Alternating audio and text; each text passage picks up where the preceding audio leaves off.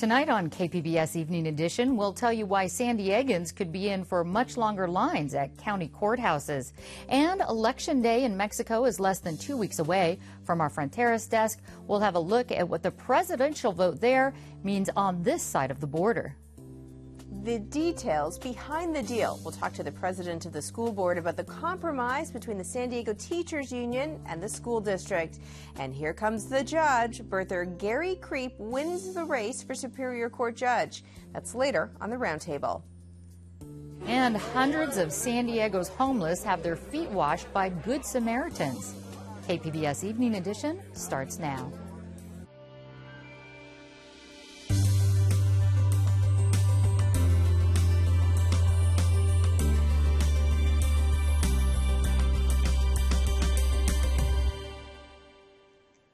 Good evening. Thanks for joining us. I'm Peggy Pico. Budget troubles are now hitting San Diego's court system. The county Superior Court faces a $14 million budget cut, and now court officials plan to lay off workers and close courtrooms. Their new budget calls for cutting about 250 jobs, and more than 40 courtrooms will be closed or restructured over the next 2 years. The closures would include 6 downtown criminal courtrooms and 1 civil department, probate court, and a juvenile dependency court in the North County, and the Ramona Branch Court. Next year, there will be even more cuts in family and small claim courts, and court workers who don't lose their jobs will have to take 2 unpaid furlough days. The newest man elected to the Superior Court bench says he plans to take action against the County Bar Association because it said he wasn't qualified. Gary Kreep won the office 34th seat by nearly 1,600 votes, defeating the association's choice, Garland Peed. Joanne Farian talked with Gary Kreep today, and we'll have that discussion in just a little later on in Evening Edition. The latest report on the military's economic impact on San Diego estimates that a quarter of San Diego's jobs still depend on federal defense spending. KPBS reporter Allison St. John has been covering the military's importance to San Diego for several years now. And Allison, we know that federal defense spending is in the military is actually shrinking. So how has that affected the money flowing into San Diego from the Department of Defense? Well, Peggy, the amount of money coming into San Diego is actually on the increase. It was about $19 billion a couple of years ago. It's more than $20 billion this year. The 40% of it goes to wages and salary. About 50%, a little less, goes to procurement, contracting, and about 12% goes to benefits and veterans. But the main issue that came up at today's meeting was the future and whether, in fact, San Diego can expect such a big investment from the Department of Defense in the future. Well, what does San Diego have that actually any advantages that could cushion it from any further cuts? Well, San Diego, of course, is the scene of a strategic shift. They're shifting their attention over to the Asia-Pacific. Also, there's a focus now on unmanned drones and on higher technology, things that San Diego has. So it is, in fact, in a good position. And also, we have bases that are absolutely key for training. And as we pull out of the wars, training will become more and more important. So Camp Pendleton and North Island and Miramar are part of an extremely strategic training area for the military. But one of the things that perhaps is most vulnerable might be the procurement side, the defense contractors. That shrunk to a little bit less than half the whole pie, and there are some concerns that perhaps defense contracting may go down in the future. All right, Allison St. John, thank you. A new report says 2 drones made by a San Diego-based company are among the most accident-prone aircraft in the Air Force fleet. General Atomics makes the Reaper and the Predator, which rated just slightly better than the more expensive drone made by Northrop Grumman. A Bloomberg analysis found the drones averaged more than 9 accidents for every 100,000 hours of flight time. The average for all Air Force craft is just over 3%. One researcher says crash rates drop as the kinks get worked out with the new technology. Gas prices are still going down. The Auto Club says the price for regular is at its lowest point since February 15th, $3.92 a gallon. That's still 3 cents higher than this time last year. And a new report says California's economy will pick up speed next year. The report from UCLA predicts unemployment will drop by more than 2 points over the next year. Forecasters say they expect California to recover from the recession faster than the nation as a whole. Yesterday, the teachers' union agreed to forego raises to save jobs. But there's a lot more to the compromise. Joanne is at the roundtable with the president of the San Diego Unified School Board. Dr. John Lee Evans helped broker the deal that rescinds more than 1,400 layoff notices to San Diego teachers. He joins me now. Dr. Evans, thanks for being here. So what were teachers promised in their contracts in the first place that they've now agreed to give up? Well, first of all, I just want to say what we're doing is bringing back nearly 1,500 teachers, counselors, and nurses. So this is going to radically change what we're going to be able to do next year. And the only reason we're able to do it is because the teachers have really stepped up to the plate. In the past 2 years, they've given up 5 furlough days with about a 3% decrease in their salary. They've agreed to continue that. They've also agreed to defer the pay raises that they were very entitled to for the next year. And beyond that, there's even a contingency plan that in the horrible event that the tax measure fails in November, we will have to shorten the school year, and they're going to take a huge cut at that point if that comes to pass. So you're referring to the governor's initiative to raise certain taxes in order to fund public education. And we just want to show people at home what an average teacher earns right now. And of course, it varies depending on their experience and their education. So these are salaries as of 2010. They're not going to get their raises. They're actually going to get decreases, as you say. Now, you're also offering a cash incentive for teachers, longtime teachers. Tell me more about that. Well, the whole point of this is to give an incentive for some of the teachers who are on the verge of retiring to retire just a little bit sooner, because what that does is it opens up slots for the younger teachers. And since we decided we wanted to bring back all of our teachers, we had to have a mechanism where some of the older teachers could leave and some of the younger teachers could stay. Basically, as you see on the salary schedule, they're at the much lower end of the scale, so we actually save that money. The incentive pretty much pays for itself. So this is $25,000 cash. How many teachers do you expect will actually take this? Well, we don't know exactly how many are going to take it. The union feels pretty confident that quite a few will. The pool of potential teachers is several hundred, but we're offering it to up to 300 teachers. So now you're going to end up bringing all of these teachers back. How does that affect the classroom and the size of the classroom? Well, we were looking at tremendously much larger class sizes next year, and over 40 in the secondary schools, going from 20 or 24 to 30 or 31 in the lower grades. So that's really important at the kindergarten to third grade level. But other academic programs, music, the arts, language, the counselors, the nurses, all of this would have gone away if we hadn't been able to make this deal.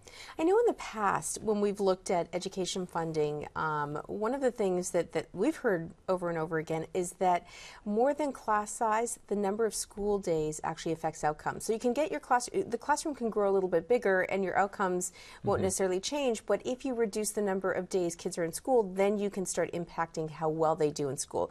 Are you worried about that, given that these furlough days and possibly increased days and making a shorter year could negatively impact how our students do? Well, first of all, I want to be very clear. None of us like the furlough days, and it's really the last option, what we had to do just to preserve our teaching force. In terms of class size is important, and the number of school days is important.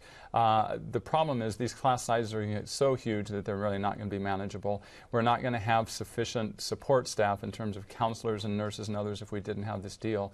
So it was really going to be a pretty bad situation for the following year. And we had to decide that it was better to have a fully staffed school than, and if we had to reduce the school year by a certain number of days. Okay, Dr. Evans, thanks for being here. And I want to turn people to our website, kpbs.org, because I know you had a much longer conversation. There's much more about this on our website with Maureen Cavanaugh. Thank you so much. Thank you, and especially thanks to all the teachers who have come up with this deal. Okay.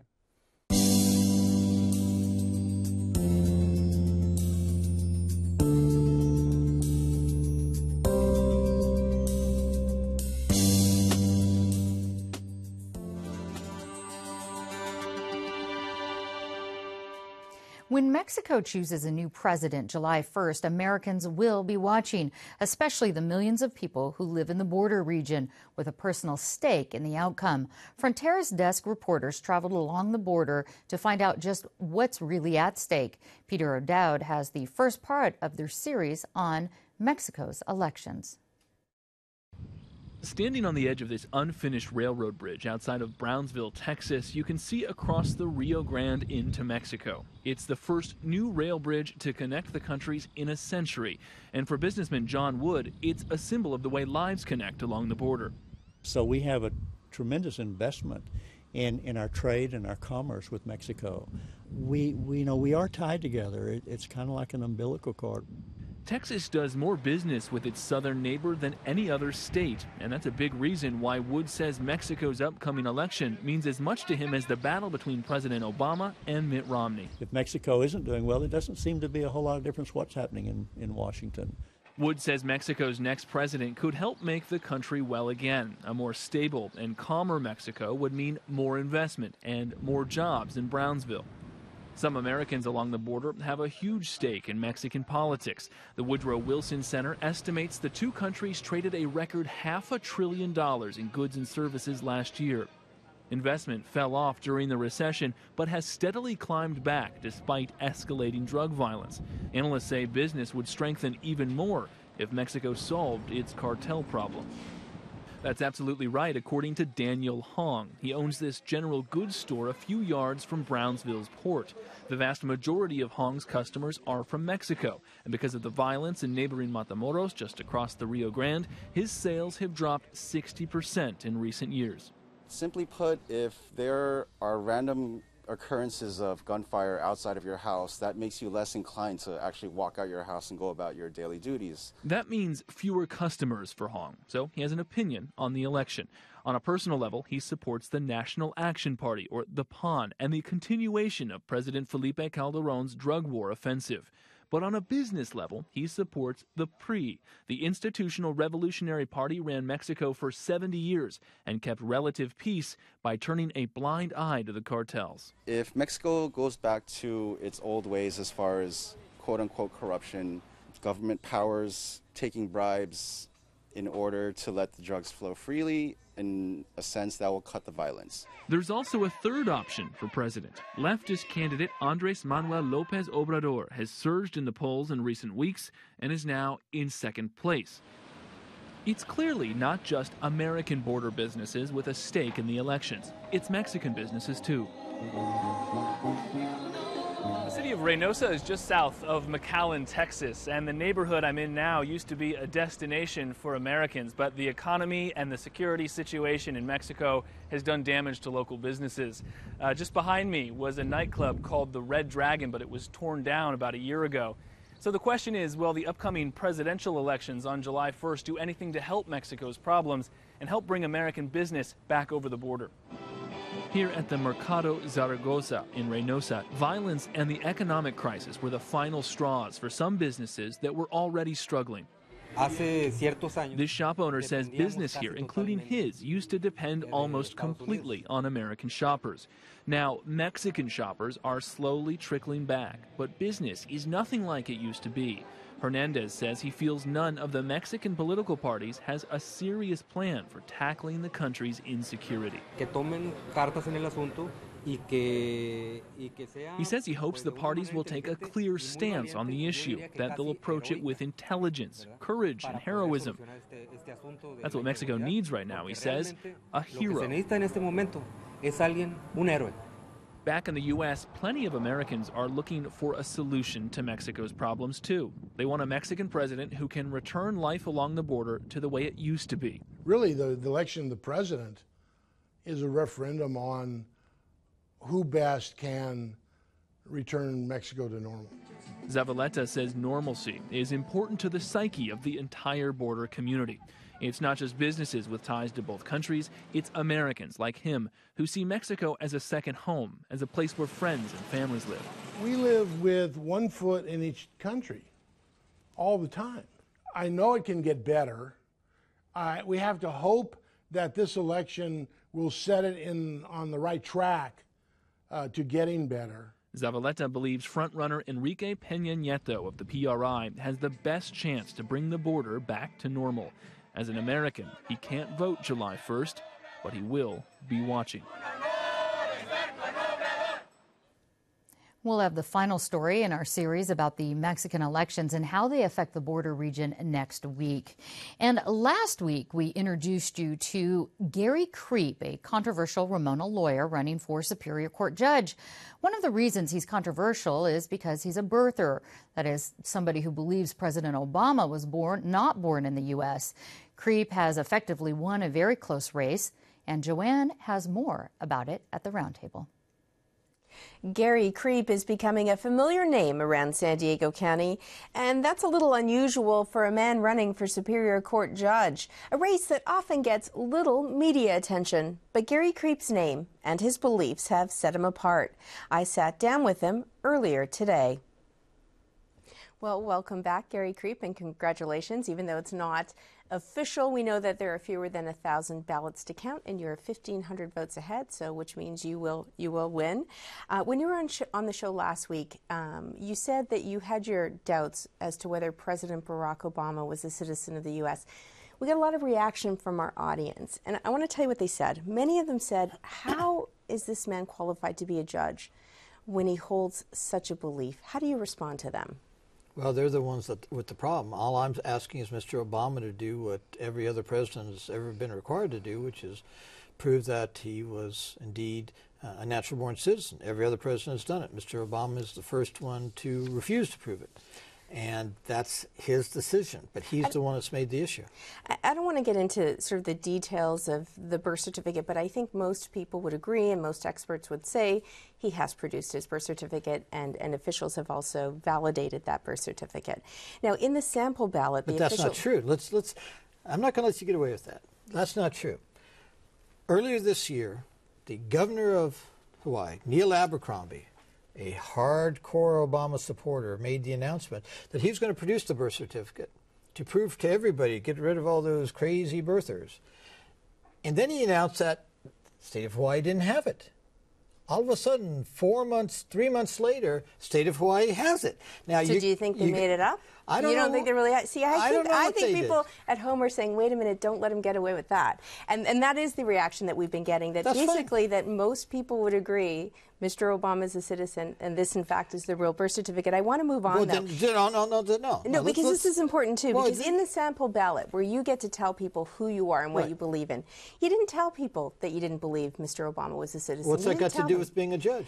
Well, doesn't it have a lot to do in terms of your worldview? It also defines a lot of, I think, what you've been doing for the last several years in terms of your lawsuit. I agree. There's a lot of bigoted people out there, including San Diego County Bar Association, who which said that you were not qualified. Yeah, but they did it on the basis that you can't be pro-life and you can't oppose same-sex marriage and be a judge. That's what they told me. That's a religiously bigoted statement which will be further investigated by me, and I'm going to move forward on that because that is discrimination. You're going to investigate the San Diego Bar Association? I'm going to take action against San Diego County Bar Association because they ruled me as, they told me right out that based upon my legal experience, my legal competence, everything to do with being a lawyer, that I was well qualified. No doubt about that. I want to get back to the sample ballot, though. Why not tell people this is where I stand on these issues? Why? Because it's got nothing to do with being a judge. Do you think it would have affected the outcome of the election if people had known that you don't believe Mr. Obama is a citizen? Well, there were my opponent's supporters were sure sending out emails saying that. So, you know, obviously it must not have had too much of an impact. How much, I know there has been some snickering about the names, Pede versus Kreep, and even some speculation that perhaps the name game really had a lot to do with the outcome as well. How much do you think that played a role in people just randomly choosing who they were going to vote for based on last names? That type of thought is the type of thought that's exemplified by people like Rachel Maddow and that OB-RAG or whatever it is, that said today that my election is the reason why people shouldn't be allowed to vote for judges. The liberal elitist establishment believes that the common people are too stupid to make the decisions. That's why they want to have people like Mr. Obama in the White House who rules by executive decree and executive order rather than dealing with the legislative process. I mean, that's ridiculous. We haven't got a lot of time left, but I want to know just before we go, what kinds of cases do you hope to preside over? well, I'm hoping, I've been told that whoever won the seat was going to be handling family law cases, and that's what I hope to do. But I've also been told by people inside, quote unquote, that I'm going to be punished for daring to take on the fair-haired golden boy of certain leaders in the judicial branch of the government. Your opponent, Garland Peed? Yes. Garland is a wonderful man. I have the utmost respect for him. But I've been told that I'm going to be punished because he was the golden boy. He was the chosen boy by the downtown establishment, both legal and political. And I took him on, and I won. And I've been told that I'm going to be punished. I'm going to be put, whatever that means, presumably traffic court and small claims court, and that's fine. Because if that's what I'm assigned, I'll do the very best job I can in there. I appreciate you coming in. Thanks so much. Thank you. Just what does the Superior Court judge do, and how much can personal beliefs influence jurisprudence? Here to help answer those questions are attorney Paul Finks, former San Diego County District Attorney, now partner with the law firm Higgs, Fletcher & Mack, and Carl Luna, professor of political science at Mesa College. Thank you both for being here. Nice to be here. Paul, I first want to disclose that you did support Garland Peed in this election. He's a good buddy and a drinking buddy, and I'm going to see him tonight in Del Mar for drinks and console him for losing the election. So, okay, yes. Full disclosure there. Tell us, what is the role of Superior Court judge? Any trial in San Diego County goes before a Superior Court judge who calls the balls and strikes, and sometimes is actually decides the case based upon motions that are made and legal arguments. So if you have a dispute that goes to court, a Superior Court judge is a critical component of whether you're going to win or lose that case. So I'm going to throw this out to both of you. Does it matter whether our new Superior Court judge, Gary Kreep, believes President Obama is a citizen or not? That particular issue, no. Okay, if it were just that issue, the answer would be no, because he's not going to rule on whether Obama gets to be president or not. But with respect to, is it a window into the analytical powers of the judge and how that judge weighs and evaluates evidence, it does give you something. So I'm in court every day. So if I know a judge sees the world that way, I'm going to argue that the world looks like that to that judge. And I'm not going to try and convince some liberal Democrat who was appointed by Governor Brown in the same way that I'm going to convince some right-of-center Republican who got elected on a platform of a certain style of constitutional interpretation, be it right or wrong. So it does influence how you try a case. So when you go into Judge Kreep's chambers, you will not be wearing an Obama bumper sticker on your briefcase. I will be much more circumspect. Yes. That's correct. Carl, do we know who we're voting for, typically? For judges, not really. Most of the time when you have a race that makes it to the ballot because it's contested for the judge, you'll see a judge is running against a lawyer, because you have to be a lawyer to run. And people don't like lawyers, they like judges, even though a judge is a lawyer with a robe on. And the elected judge typically wins re-election. My rule of thumb is if you know who they are, their name, they've screwed up. They've been in the headlines for something. They've committed a crime, and they're not going to be reelected. You mentioned name. We can't ignore that in terms of Kreep versus Peed. Was this just chance that someone picked, people were voting for, the less funny name or the weirder name? Name was contest, it? Is that what it is? I don't know. I'm going to talk about that with Garland Peed tonight. But no, I don't think it goes like that. I think you have to have the resume for the time. In the 1990s, crime was the #1 issue in the entire country and in the county by a margin of overwhelming margin.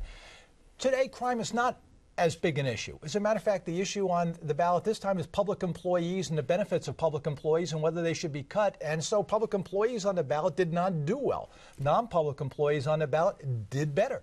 So it may be that it's just it gives us a temperature of what the public is feeling in a down ballot race that only looks at a limited amount of information and votes on that limited information, that the person working for government who was endorsed by other people in government was not as attractive as in past years. We haven't got a lot of time left, Carl, but did the media drop the ball? The only story that we could find was this City Beat article by Dave Moss on this back in February about who Gary Kreep was. Did the media drop the ball? They did, though. If you're going to drop the ball on a race, this is the sort of race you don't pay attention to. Judicial races typically are not covered all that much. That being said, I would imagine future races are going to have a lot more attention paid to them. Well, thank you both for being here. I want to send people to our website, though, to kpbs.org, because I know you had a much longer conversation with Maureen Cavanaugh about this issue, something people are all talking about today. Thank you for being here. You're welcome. Thank you.